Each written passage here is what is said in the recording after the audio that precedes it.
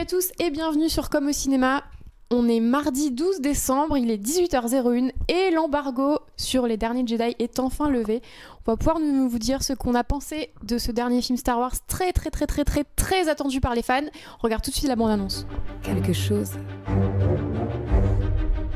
sommeillait en moi depuis toujours. Ça s'est réveillé. Et j'ai besoin d'aide.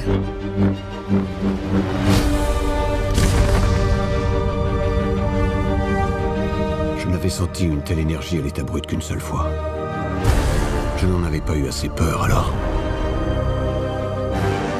Aujourd'hui, elle m'effraie.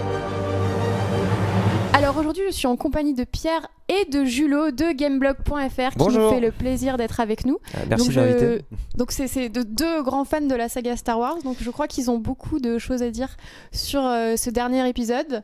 Ouais. Alors, il faut dire qu'on n'a pas le droit de révéler de choses précises sur l'intrigue. On n'a le droit de rien dire en fait. On n'a pas envie de toute façon voilà, de spoiler les gens. Hein. On n'a pas envie de spoiler les gens et donc je sais pas qui veut commencer. Pierre, tu peux nous dire brièvement ce que tu as pensé de ce dernier volet? Alors brièvement, je suis très indécis en fait. Brièvement ou pas brièvement d'ailleurs. En fait, c'est difficile pour moi parce que donc, je suis un très grand fan de Star Wars et dire qu'un Star Wars m'a déçu, ça me fait vraiment mal au cœur. J'avais beaucoup aimé Le Réveil de la Force. Je l'avais beaucoup défendu quand tout le monde disait que c'était un remake. Pour moi, c'était pas un remake, c'était plus compliqué que ça.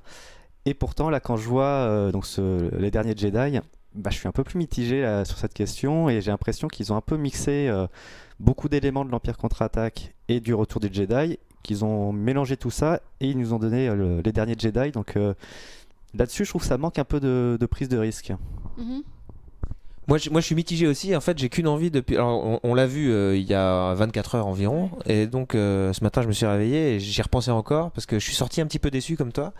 Et comme toi aussi, j'ai beaucoup défendu l'épisode 7 qui était très loin, effectivement, d'être juste un remake. Je trouve que J.J. Abrams a fait un travail de malade parce que c'était ultra compliqué. C'était de l'équilibrisme de faire l'épisode 7. Il fallait à la fois que tu convainques les super fans et que tu fasses une espèce de transition vers une nouvelle trilogie qui forcément aurait déçu tout le monde s'il n'y avait pas eu justement ce petit lien, etc. Moi, je trouve que c'est super bien démerdé. Et l'épisode 7, je suis sorti un petit peu déçu par 2-3 choses. Et ce matin, j'ai qu'une envie, c'est de le revoir en fait, parce que j'ai pas envie d'être déçu. Et en même temps, il y a quelques petits éléments qui m'ont déçu. Je trouve qu'il y a presque quelques petites fautes de goût à certains moments. C'est un parti pris très fort. C'est vrai que J.J. Abrams, il reste beaucoup dans le fanservice. On sentait qu'il avait envie vraiment de rendre hommage à la saga dans son ensemble. Là, Rian Johnson, donc le réalisateur des derniers Jedi, il prend plus de risques. Il prend des risques parce que c'est vrai que J.J. Abrams, il était resté presque... il avait presque traité ça avec un soin religieux, sans froisser personne, en faisant avancer quand même le schmilblick. C'était là quand même le truc important, parce qu'il nous avait présenté des nouveaux personnages qui avaient grave de la gueule et qu'on avait envie justement de découvrir dans les suites. Et là, effectivement, il prend beaucoup plus de liberté, et je trouve dans le ton, c'est un film beaucoup plus...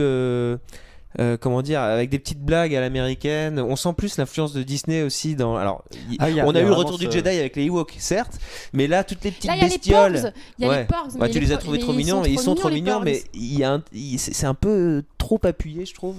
Et il y a d'autres petites choses qui sont trop appuyées, c'est les petites touches d'humour, etc. Même s'il y en a certaines qui m'ont fait mourir de rire. Alors, il y en a qui sont très drôles. Mais il y en a presque un peu trop, parfois, je trouve. Il y en a qui sont un peu lourdeaux, je trouve, quand même. Surtout le début, quand ça commence... Moi, j'ai un petit peu serré les dents dans la salle parce que je me suis dit, mais oula, qu'est-ce qu'il est en train de nous faire là? C'est vraiment de la... Je vous fais une bonne grosse blague, et puis les méchants, ils sont un peu montrés comme des boulets quand même, faut le dire. Et du coup, je me disais, mais qu'est-ce qu'il est en train de faire? C'est presque une parodie qu'il me fait là ou Mais bon, après voilà, ça prend sa direction, et ça trouve un peu un équilibre. Mais il y a des blagues qui sont très drôles, comme tu dis, les Porgs. Il y a aussi ces créatures qui sont sur l'île avec Luke qu'on nous avait présenté, qui sont des espèces de petites nonnes. Oui. Je me souviens plus de leur nom. Très drôles. Qui sont très drôles, qui sont très bien utilisés. Donc il y a des moments qui fonctionnent bien. Elles étaient très dans le ton Star Wars. Exactement, c'est vraiment. Ça me faisait penser vraiment. C'est là-dessus où je trouve que cet épisode, il coche toutes les cases d'un bon Star Wars. C'est-à-dire qu'il y a tout ce qu'on veut, mais il y a des trucs en même temps qui nous laissent sur notre faim et qui font des fautes de mauvais goût vraiment. On a peut-être moins l'effet de surprise Alors, aussi. le problème c'est qu'on veut pas spoiler et donner un exemple, Ouais. mais moi il y a un exemple vers le milieu du film quand même avec un personnage très important Je crois féminin. qu'on a le même Voilà, avis. je pense que tout le monde retiendra ce passage. Ça peut potentiellement devenir une espèce de mème ou Ah oui, non, mais un c'est- sujet de rigolade, je pense. Genre Marion Cotillard dans The Bon, Dark Knight. peut-être pas autant que ça, mais je sais pas. Mais en tout cas, ce passage, je pense, va faire beaucoup couler d'encre. Malgré tout, il y a aussi pour les côtés plus positifs, je trouve que la direction artistique, elle est juste dingo. On est d'accord. Mais totalement dingo. La planète, notamment à la fin du film. Ouais, avec les traînées rouges. comme ça, qu'on voit sur l'affiche. D'ailleurs, Ouais. l'affiche elle-même, quand je l'ai vue, je me suis dit putain, waouh, ils ont vachement réussi l'affiche. C'est un détail à la con peut-être, mais Non, non, c'est à important. l'image de cette fin de film, c'est juste magnifique, je trouve. Et du début à la fin d'ailleurs du film, c'est très beau tout ce qui se. Ah, tout mais ce qui se c'est la passe. grande qualité des Star Wars, c'est que c'est toujours visuellement intéressant, je trouve. Et les Même musiques aussi. les... Ah ouais. Ouais. Alors, les Ça, musiques c'est- sont Ça, incroyables. c'est la magie de Star Wars. C'est-à-dire que dès que ça commence, dès qu'il y a les 2-3 notes, et même pendant tout le film, il y a quelques thèmes qui avaient un peu perdu Rogue One, je trouve. Les musiques, on les retenait moins. Mais là, sur le réveil de la Force, sur les derniers Jedi, pardon, les moindres petites notes, ça nous donne des frissons. Donc, Ouais, même au niveau de la réalisation, moi, il y a quelques scènes, je me suis dit, waouh, putain, là, le mec, vraiment, il impose de sa patte. Et je pense que ça va être sur ça que les gens vont réagir. C'est-à-dire que le mec a vraiment imposé sa vision des choses. Il a emmené son producteur, son directeur de la photo, qui le suit depuis déjà pas mal de temps. Donc sur Rian Johnson, c'est lui qui a fait Looper, par exemple. Donc c'est vrai qu'il a vraiment imposé, il a réussi à imposer à Disney ses techniciens, et vraiment c'est sa signature à lui, quoi. Donc je pense que ça, c'est ce qui peut plaire et ce qui peut en même temps déplaire. C'est vrai qu'il est moins dans l'hommage à la saga dans son ensemble. Il a plus zoomé vraiment sur les personnages qu'on avait découverts dans le Réveil de la Force, sur Luke, donc qui fait son grand retour, sur la princesse Leia. Donc il y a vraiment, moi c'est ce qui m'a gêné et à la fois ce qui m'a enthousiasmé, c'est-à-dire qu'en fait j'ai trouvé par moments qu'ils zoomaient un peu trop sur ces personnages et qu'on oubliait un petit peu les enjeux narratifs de la saga. Je sais pas si vous en avez fait, ressenti un des ça gros aussi. problèmes du film, c'est la même chose que je reprochais à Rogue One. Rogue One, en fait, ils avaient déjà la fin, mais ils savaient pas comment aller à cette fin. Du coup, ils tournaient un petit peu en rond. Et là, un petit peu de la même manière, le récit global, en fait, plutôt que de s'étaler sur quelque chose assez grand, un peu comme le Réveil de la Force, mais qui mettait vraiment les bases, là, tout ce qu'on peut dire, c'est que la durée du récit, c'est à peu près 18h, 20h en gros, si on comprend bien. Oui, c'est ça, c'est que Donc, ça se déroule pas sur un grand espace-temps, quoi. C'est Voilà. c'est assez restreint. Et l'intrigue principale, elle tient un peu de choses en fait. C'est un peu plat. Donc il y a ce manque d'intrigue et auquel les personnages doivent interagir. Sauf que du coup, il y a vraiment l'impression d'avoir que des sous-intrigues qu'on essaie de développer, des mini-aventures. Il y en a à peu près 3. Mhm.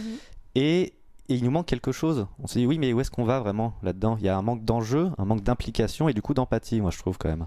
C'est vrai qu'il y a moi aussi. C'était un défaut de l'épisode 1, ça, si je peux me permettre. Dans l'épisode 1, à l'époque, On parle La menace de- fantôme. Ouais, la menace fantôme, Oui. on se disait que l'histoire était pas très intéressante en fait, que ça se passait sur un laps de temps plutôt court et que les enjeux en fait scénaristiques étaient pas dingues.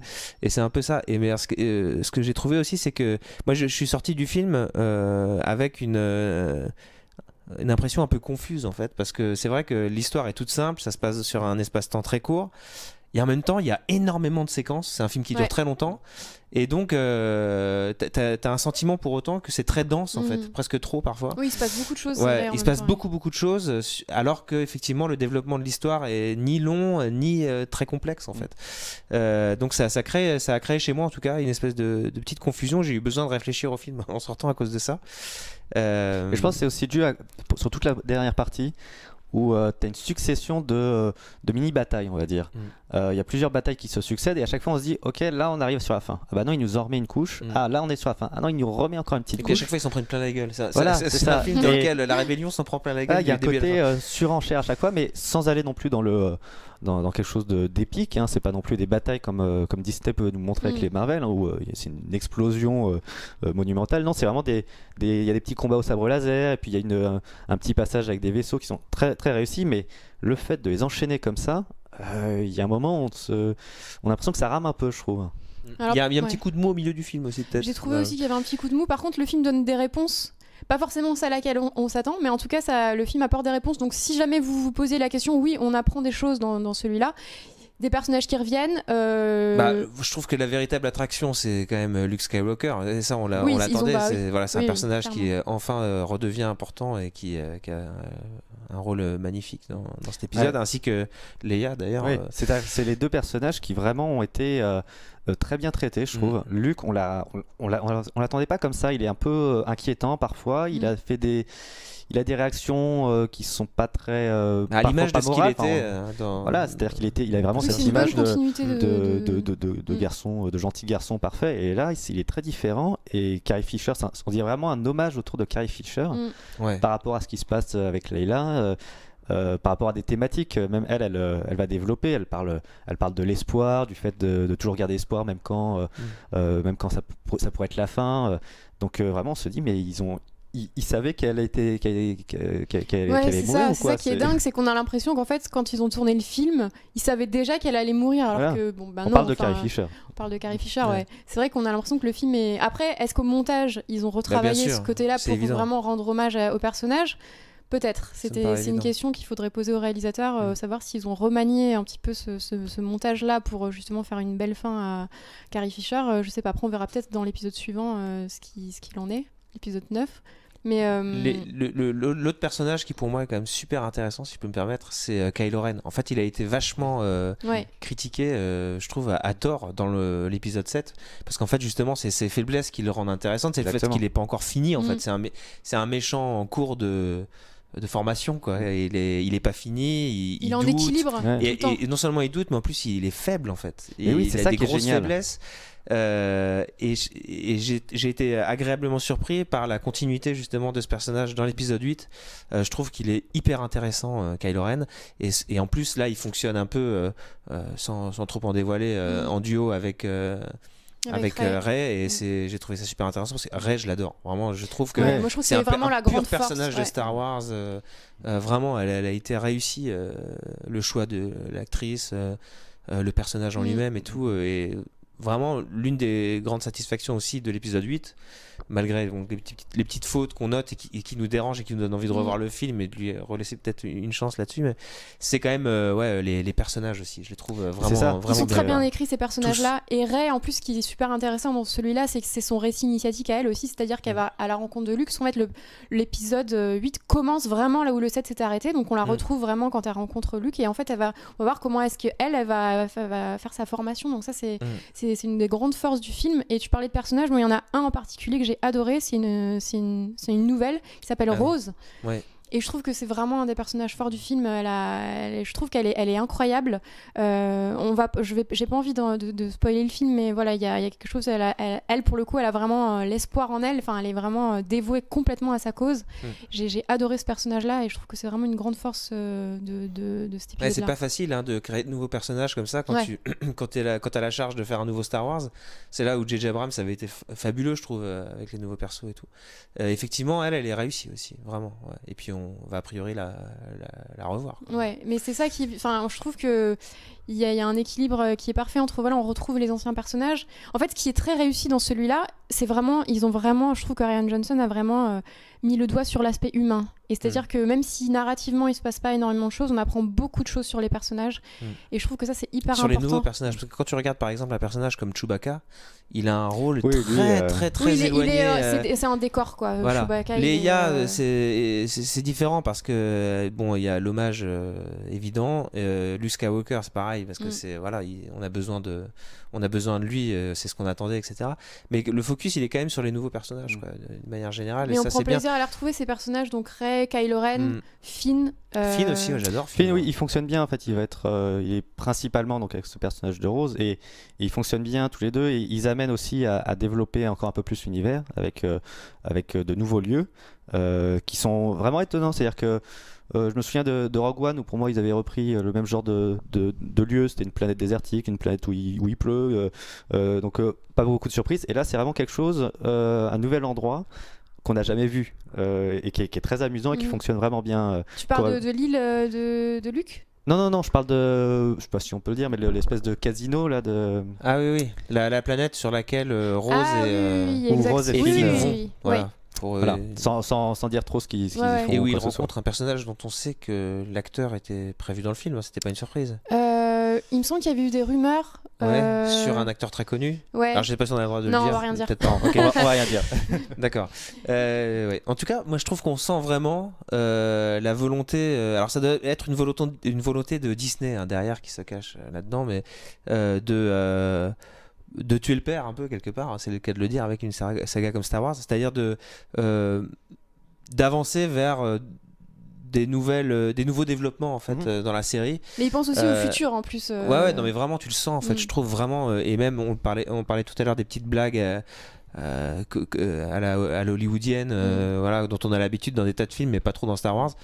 Le fait de les retrouver là, moi ça m'a fait penser à quelque chose. Et je me suis dit voilà, Star Wars c'est un film de notre enfance, donc en fait on a l'impression que ça nous appartient. Aujourd'hui on est devenus des adultes et donc on a un esprit critique beaucoup plus affûté et du coup tout ce qui est fait autour de Star Wars, on est vachement plus critique qu'à l'époque. Moi quand j'étais petit j'ai même adoré le Retour du Jedi et aujourd'hui ça fait bien de dire que c'est de la merde, etc. Moi c'est la prélogie du coup parce que je suis plus jeune et donc la menace fantôme, j'avais 9 ans quand je l'ai vu. Et donc t'as trouvé ça génial. Et moi j'étais génial. Voilà, je voulais être Anakin et je voulais conduire un podresseur. Les années d'écart qu'il y a entre toi et moi, moi je suis arrivé dans l'épisode 1 et j'ai fait putain mais c'est quoi cette merde, c'est pas possible.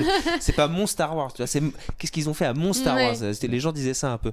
Mais en fait, il faut admettre quelque chose, c'est qu'aujourd'hui, il y a des jeunes enfants. Moi, j'ai des enfants qui ont l'âge de regarder et d'apprécier Star Wars. Je pense qu'ils ont vu l'épisode 7, ils ont surkiffé. Ils ont vu les autres aussi, certes, mais c'est pas leur Star Wars, c'est un peu leur papa qui leur a montré des trucs et tout. Mais je pense que les enfants, de manière générale, qui découvrent Star Wars aujourd'hui avec l'épisode 7, avec l'épisode 8 aujourd'hui, ils trouvent ça génial, quoi. Et ils vont se construire leur propre mythe. Ils ont réussi à recréer une légende en fait. C'est ça qui est extrêmement fort. Ils ont vraiment réussi. Les gamins d'aujourd'hui, comme tu dis, ils adorent Kylo Ren, ils adorent et même BB-8, nous, si tu veux, quand on est un peu critique parce que moi le problème c'est que j'ai regardé le film aujourd'hui presque avec l'esprit critique tu vois, dès le départ. Et pendant que je le regardais, je me disais ouais mais bon moi quand je vois ça je suis comme un gosse encore quand même. Et donc mais c'est que ça marche. Voilà, c'est ça qui est que malgré tout ça marche. Alors on peut dire j'ai préféré tel épisode, par exemple moi aujourd'hui je peux dire j'ai préféré le 7 au 8 quoi. Mais je me sens pas de dire pour autant de tuer le 8 quoi. Enfin, en même temps le 7 ça faisait j'ai tellement trouvé vraiment longtemps, bien aussi quoi. ça faisait tellement longtemps qu'on attendait ça. Là c'est la suite. Du coup, ça fait que 2 ans entre guillemets qu'on l'attend. Il y a une petite frustration parce que le 7, il mettait vraiment les bases et on se disait, allez, maintenant, vous pouvez partir. Vous pouvez vraiment développer un peu l'histoire et tout. Et comme sur l'histoire, il reste un peu mitigé, ça fait un peu épisode entre deux. J'ai l'impression que, je pense que la ça se frustration finit et vient puis de là, tout ça pour nous dire, bon, allez, maintenant, on va commencer.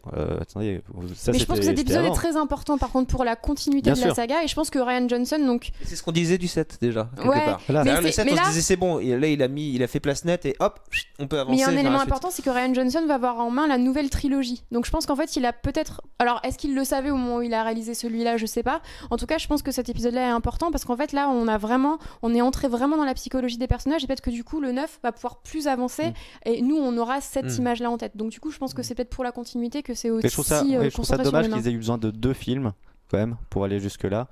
Parce que voilà, une trilogie, c'est vraiment ça fonctionne en 3 actes. Et là, du coup, j'ai l'impression d'avoir eu un acte et demi et que tout va devoir se jouer sur le dernier épisode. Qui va donc durer 3h30 cette fois-là. C'est ça. Donc c'est cette légère frustration, mais au final, la magie, elle marche toujours parce que c'est Star Wars. C'est ça que je trouve incroyable avec cette saga. C'est ça, on parle et puis quand le générique commence, juste t'as des étoiles dans les yeux. Et du début à la fin, c'est pareil. Le générique de fin, et je me souviens qu'il y a. Quand le nom de Carrie Fisher arrive, ils ont remis les petites notes du thème de Leia. Et là, j'ai eu des frissons. Je me suis dit, c'est cool quand même. Tu vois, alors que j'avais des réserves, mais juste à ce moment-là, je me suis dit, il y a quelque chose de chouette, quoi. Il y a quelque chose d'unique et rien que pour ça, ça fait plaisir. Ouais, et puis il y a que Star Wars qui peut aujourd'hui nous faire ça, quoi, en fait. Parce que là, dans la salle, il y avait pas un bruit. Enfin, c'est vraiment, il y a un silence presque religieux quand tu découvres un nouveau Star Wars. C'est la tradition et t'es embarqué dans ce truc-là et t'es comme un gosse, quoi. Je pense qu'on était un peu tous comme ça à la sortie, quoi. Donc on va dire que c'est quand même un épisode réussi. En fait, moi, je l'attendais énormément. Et puis, les premières critiques, c'est vrai, étaient extrêmement dithyrambiques. J'avais lu, c'est le meilleur Star Wars. Je pense qu'effectivement, il y a des gens qui peuvent penser que c'est le meilleur Star Wars. Moi, j'ai pas trouvé personnellement. Peut-être pour le côté... Il y a des gens qui attendent justement que Star Wars évolue et brise un peu tous ces codes. C'est ça, c'est que oui, il y en voilà, a d'autres arrive, qui pas du tout quoi. Il a un peu cassé les codes. Et Ouais. Il casse pas mal de codes et En termes mais d'écriture, en même temps c'est il reste très totalement différent, respectueux aussi. Hein. Enfin, c'est Mais un en peu plus, un ces entre-deux, mecs-là, quoi. autant J.J. Abrams que Rian Johnson, c'est des mecs qui ont vécu aussi avec Star Wars et Bah c'est oui. eux-mêmes des fans. Donc je pense qu'ils ont quand même le désir de respecter cette saga, de respecter cet héritage. Et c'est ça aussi qui transparaît, je trouve, dans les films. C'est qu'ils sont extrêmement respectueux. Tous et qu'ils Mais alors, ils ont envie J.J. de bien Abrams faire. plus quand même parce qu'il avait, il arrivait à mettre sa patte dans vraiment des effets visuels, tout en donc respectant tous les codes. Là, on sent que Rian Johnson, il prend plus de liberté sur l'humour, c'est des choses assez différentes. Et en même temps, il y a des moments où je trouve qu'il fait des choses très belles. Il y a C'est la première fois qu'un réalisateur écrit aussi un épisode. C'est important de le rappeler ça parce que. Oui, hors George Lucas. Du Ouais. coup. C'est important du coup parce que c'est vrai que là il a la main complète sur son film quoi. C'est peut-être ça aussi, il y a une vraie cohérence j'ai trouvé dans le film. C'est qu'autant au niveau de l'écriture que de la réalisation, tu sens vraiment une vraie cohérence. Donc mot de la fin. Et beaucoup de belles images et de. Il y a, Ouais, moi, il y a la une musique, image ouais. en particulier qui m'a On a peut-être la même. estomaqué, Ouais, je sais pas, c'était qui m'a fait penser à Interstellar même limite. Ah ouais. Vas-y. On non en parlera après. Ah merde, Ouais. ça constitue un spoil, tu peux pas le dire. J'ai pas envie de révéler. En fait, c'est une image. Il y a pas de son du tout.